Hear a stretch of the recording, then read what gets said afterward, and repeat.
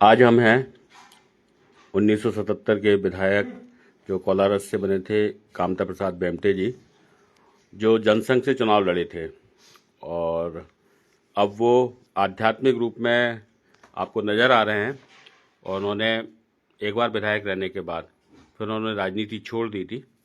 और आज के दौर में राजनीति किस हाल में है, इन पे हम आज इनसे कुछ सवाल जवाब करेंगे। तो आइए हम इनसे चर्चा शुरू करते हैं। बेमटे जी नमस्कार।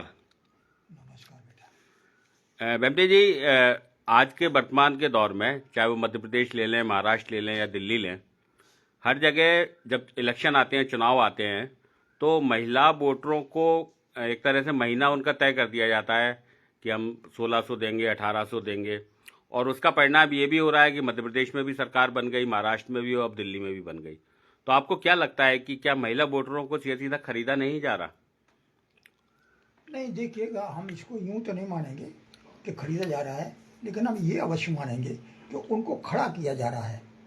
और 50% आबादी जो है जी, उसको करने के लिए आवश्यक है। किसी देश को अगर डेवलप करना है और महाशक्ति बनना है तो उसे अपने सारे जो है देश की जनता को साथ लेकर चलना पड़ेगा, उसको ठिकाना पड़ेगा, जगाना पड़ेगा। हजारों साल से हमारे लोग जो है नीचे जा रहे हैं जी, महिलाओं को सिर्फ मात्र पुरुष प्रधान लोगों ने सिर्फ उसको शोषण समझा है और बच्चा पैदा करने की एक मशीन समझा है। ये ठीक नहीं है, इसमें बदलाव आ रहा है, आना चाहिए। हाँ, प्रलोभन दिए जा रहे हैं कुछ, क्योंकि अगर आप प्रलोभन नहीं देंगे तो वो काम सामने भी नहीं आएंगे, वो काम भी नहीं करेंगे और प्रलोभन दे रहे होंगे। और बिल्कुल जिसमें चेतना नहीं थी, अब वो चेतना आ रही है, समझ आ रही है। पहले जो है महिलाएं सरपंच बनती थी, कुछ आता नहीं था उनको, लेकिन अब धीरे धीरे वो भी समझ रही है। तो ये एक परिवर्तन है, इसको करना पड़ेगा और आगे जाना चाहिए।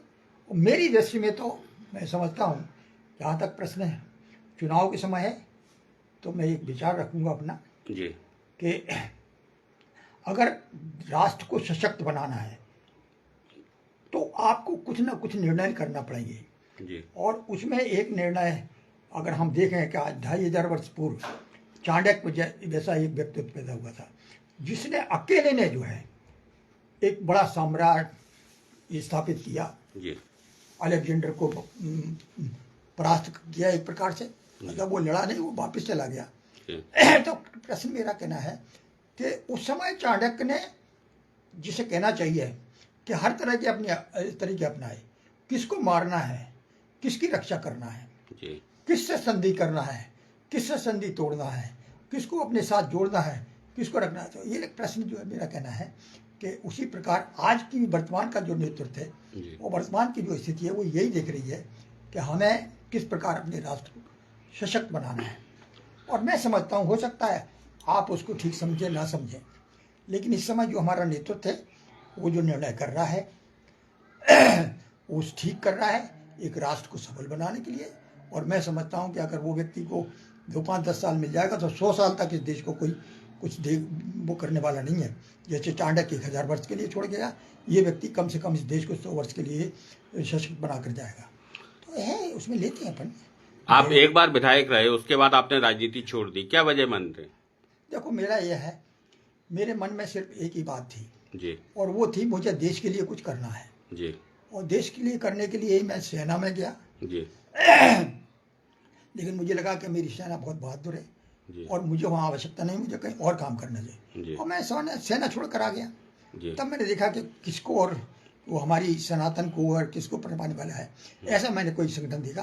तो मैंने जनसंघ और संघ से जनसंघ, जी, इसमें मैंने कुछ समय काम किया। तब तक इमरजेंसी लग गई जी, और इमरजेंसी में मैंने विरोध किया, जी, मीशा में चला गया, 4 महीने अंडरग्राउंड रहा, 16 महीने जो है जेल में रहा। जी, जी, 21 मार्च को रात को मैं ग्वालियर जेल से निकला। जी, तो मेरा ये कहना है कि आया, उन्होंने पार्टी ने कहा तुम्हें चुनाव लड़ना है। चुनाव, मैंने कहा भैया मैं चुनाव क्या लड़ूंगा, मैं सिपाही हूँ। जी, लेकिन नहीं लड़ा। जी, और कोलारस की जनता ने मुझ पर विश्वास किया, मुझे विधानसभा में भेज दिया।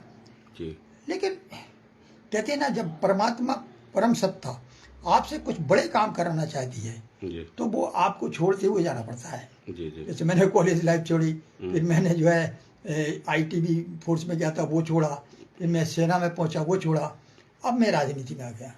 तो मुझे लगा कि नहीं, राजनीति में उस समय बहुत अच्छे भले लोग थे, लेकिन फिर भी मुझे लगा कि नहीं, राजनीति मुझे ठीक नहीं लग रही थी जी। कि इससे झूठ बोलो, उससे झूठ बोलो, ये जनता से ये कहो वो कहो, वादे करो, तो वो मेरे से नहीं लगा। तो मैं कुछ समय तक उसमें घुटन महसूस करता रहा, और एक स्थिति ऐसी आई कि मैंने कहा कि मुझे ऐसा संकेत हुआ कि तुम्हें अध्यात्म की ओर जाना होगा जी। तो मैंने मेरे प्रथम गुरु पीताम्बर पीठाधीश उनको मैंने बनाया जी। और मैं दतिया में गया, वहाँ मैंने साधना कुछ की, और फिर मेरे मन में आया गया, तब फिर मैं इस राजनीति से धीरे धीरे होता चला गया जी। और आज मैं एक्टिव राजनीति में नहीं हूँ, लेकिन राष्ट्र के लिए मैं काम करता हूँ। मेरा पार्टी से वो नहीं है जी। मेरा सिर्फ राष्ट्र से। तो वहाँ मैंने काम किया, और उसके बाद फिर मुझे ऐसा लगा कि मुझे कहीं और जाना चाहिए। तब फिर एक महायोगी पायलट बाबा के साथ में मिला जी। उनको मैंने फिर अपना गुरु दूसरे बनाया, और उनके साथ में हिमालय में और देश के कोने कोने में जी। मैं गया। तो उनका ये कहना था, ये विकृति को मिटाने के लिए बेटा बहुत मेहनत करना पड़ेगी और कई जन्म लेना पड़ेंगे। जी। तो हम उसमें लगे हैं। मैं लगभग 20 साल अपने देश में घूमा हूँ, गांव गांव, शहर शहर, उत्तर से दक्षिण, पूरब से पश्चिम, वो सारा नाप डाला। तो वो मेरे गुरु की शक्ति थी, या गुरु ने मुझे दिया था, उसके आधार पर ही मैंने ये सब किया और असंभव किया। मेरी एक छोटी सी बेटी ने मेरी किताब लिखी है, मैं तुम्हें दूंगा, तुम उसका अध्ययन करना। उनने मुझको यही बताया कि बेटा संकल्प, समर्पण, धैर्य अगर ये हम पे है तो हम कुछ भी कर सकते हैं, और इसलिए मैंने अपने जीवन में देखा है कुछ भी किया जा सकता है। तो ये है। वर्तमान राजनीति को आप क्या मानते हैं? वर्तमान में जो राजनीति है, देखो राजनीति वर्तमान जो चल रही है जी, मैं समझता हूँ कि जो पहले थी उससे तो बेटर है जी। भाई। जो है हमने 50-60 साल जो चलाया है जी, और जिस तरह से गलतियाँ की हैं जी, वो गलतियाँ धीरे धीरे सुधारी जा रही हैं। अब एकदम तो नहीं हो जाएगा जी, समय लगेगा कुछ। और एक बात है, सुधार जब आता है तो ये मत सोचो कि सबको ही अच्छा हो जाएगा। किसी का टूटता है तो किसी को मिलता है, तो कोई संतुष्ट होता है, कोई रुष्ट होता है जी। तो मैं समझता हूँ मेरी दृष्टि में आज की राजनीति ठीक चल रही है, और आज विश्व के पटल पर हम अपनी एक छाप छोड़ रहे हैं। आज सारी दुनिया हमारी अगेंस्ट हो रही है, लेकिन हम अपने लक्ष्य की ओर बढ़ रहे हैं। शिवपुरी की राजनीति को लेकर आपका क्या मानना है? शिवपुरी में चूंकि महल की राजनीति रही है, पहले यशोधरा राजे सिंधिया यहाँ के कैबिनेट मंत्री थी, और अब उन्होंने एक तरह से संन्यास ही ले लिया है राजनीति से। अब उनके जो भतीजे हैं ज्योतिरादित्य सिंधिया, वो सांसद हैं, क्षेत्रीय केंद्रीय मंत्री भी हैं, और अभी वर्तमान हालातों में ऐसा लगता है कि शायद राजनीतिक रूप से शून्यता आ गई है शिवपुरी में। आपको क्या लगता है? देखो, तुमको शायद मेरे बारे में थोड़ा सा जानकारी होगी कि नहीं। मैंने सबसे अधिक विरोध किया था सिंधिया परिवार का, और मैंने माधवराव सिंधिया का खुलकर विरोध किया था जी। अब तुम इससे ही अंदाज लगा सकते हो कि मेरा सोच क्या हो सकता है। नंबर 1 बात। नंबर 2 ये है कि बिल्कुल तुम ठीक कह रहे हो कि हाँ राजनीति में शून्यता हो गई है, और यहाँ जैसा होना चाहिए आज ही क्यों हो रही है, तो शुरू से चली आ रही है।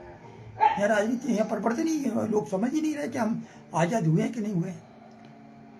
इसमें लोग जागरूक, अब आप लोग उनको जागरूक करें, उनको उठाएं के चलाएं, और बाकी तो जैसे अभी शिवपुरी में भी विधायक हैं देवेंद्र जैन, जो पहले कोलारस से भी रहे, है ना, फिर वो शिवपुरी की उनको कमान मिली, लेकिन शिवपुरी में जो बदलाव उम्मीद कर रहे थे कि कुछ अच्छा होगा, चाहे वो सड़कें हो, बिजली हो, पानी हो, मतलब जो मूलभूत सुविधाएं हैं, शिवपुरी की जनता उनके लिए ही अभी जूझ रही है। तो विकास की और आगे बढ़ने की बातें तो फिर हम बाद में करेंगे। आपको क्या लगता है? नहीं, देखो ये बात तुम्हारा कहना अपनी जगह ठीक है कि देवेंद्र जैन विधायक हैं यहाँ के जी, और वो संपन्न हैं जी, उन्हें किसी प्रकार की वो नहीं है, बल्कि उनको आगे बढ़कर अच्छे काम करना चाहिए जी। पहले भी वो एमएलए थे तो सरलता थी उनमें जी, अब तो बहुत अनुभव उनके पास है जी, और हम सोचेंगे कि वो सब वक्त है कुछ ठीक दिशा की ओर बढ़ेंगे। जो कमियां हैं वो होंगी दूर, एक साथ नहीं हो पाएंगी जी। क्योंकि और बेटा मैं बहुत कटु सत्य बोलूंगा, जी सरकार बदल जाती है, जी सिस्टम तो वही रहता है। जी जी सिस्टम तो जो है आज़ाद हुए तब भी वही कांग्रेस ब्रिटिशों का सिस्टम रहा है, जी वही पश्चिम सिस्टम रहा है, वो आज तक चला आ रहा है। हाँ, ये महापुरुष कोशिश कर रहा है उस सिस्टम में बदलाव लाने की। जी जी तो देख के समय लगेगा बेटा, कुछ थोड़ा समय तो, लेकिन इसके बराबरी में मुझे, मैं आसान व्यक्ति हूँ, जी जी मैं नकारात्मक मेरा सोच नहीं रहता है, मैं सकारात्मक सोचता हूँ। और मुझे लगता है कि परम सत्ता उस दिशा की ओर ले जाएगी, हमारा भी विकास होगा, क्षेत्र का विकास होगा, देश का विकास होगा, और निश्चित रूप से हम एक उच्च स्थान पर पहुँचेंगे। आज हम 30-34 शक्ति बन रहे हैं विश्व में, हो सकता है टाइम आए कि हम उससे बड़ी शक्ति बने। अभी जो बीच में भारत और पाकिस्तान के बीच में युद्ध के हालात बन गए थे, पहलगांव की घटना हुई थी, उसमें फिर एकदम से अमेरिका राष्ट्रपति का नाम आया कि उनकी मध्यस्थता की वजह से युद्ध रोक दिया गया। बाद में उन्होंने मना कर दिया, मैंने युद्ध नहीं रोका। आप क्या मानते हैं, ये पूरी राजनीति देखो, है? अगर आप लोग जियो पॉलिटिक्स के बारे में बात करते हैं जी तो आप भली प्रकार जानते हैं कि अमेरिका क्या है, हम्म, इसको आप बताने की जरूरत नहीं है, और वो सिर्फ अपने स्वार्थ देखता है। जी जी और वही डोनाल्ड ट्रंप है। डोनाल्ड ट्रंप तो जो है, जिसे कहना चाहिए कि वो, उसको राजनीति का ज्ञान ही नहीं है, वो तो वो तो व्यवसायी सिर्फ है। एक व्यापारी है, हम्म, नहीं समझे, और बड़बोला है, वो जानता है कि अब मुझे आना तो है नहीं है, तो इसलिए कैसे भी जो है वो कुछ ही बोलना। तो मैं समझता हूँ कि वो जो कहता है कि उसने कुछ नहीं, वो कौन होता है, हम उसको मानते नहीं। अरे तुम हमारी बदौलत तुम जो राष्ट्रपति बने हो, अगर जो है हमारे भारतीय लोग तुम्हारी सहयोग नहीं करते, वोट नहीं करते, जी। तुम राष्ट्रपति नहीं बनने वाले थे। जी तो जी इसके लिए कहना चाहिए कि वो हमारा आभार मानना चाहिए उसको, और उसने जो जो कहा है वो गलत कहा है, और उसने स्वीकार किया है अपनी गलती को। तो मेरा इतना ही कहना है बेटा कि ये राजनीति है बेटा, और जियो पॉलिटिक्स का मामला है बेटा, तो वो तो मैं बहुत, अगर आप तुम प्रश्न करोगे तो मैं जवाब दूंगा उसका, जी क्योंकि मैंने कहा ना, मैं एक ऐसे मिशन से जुड़ा हूँ जिससे सारे विश्व की सारे घटनाक्रम जिसके सामने रहती है,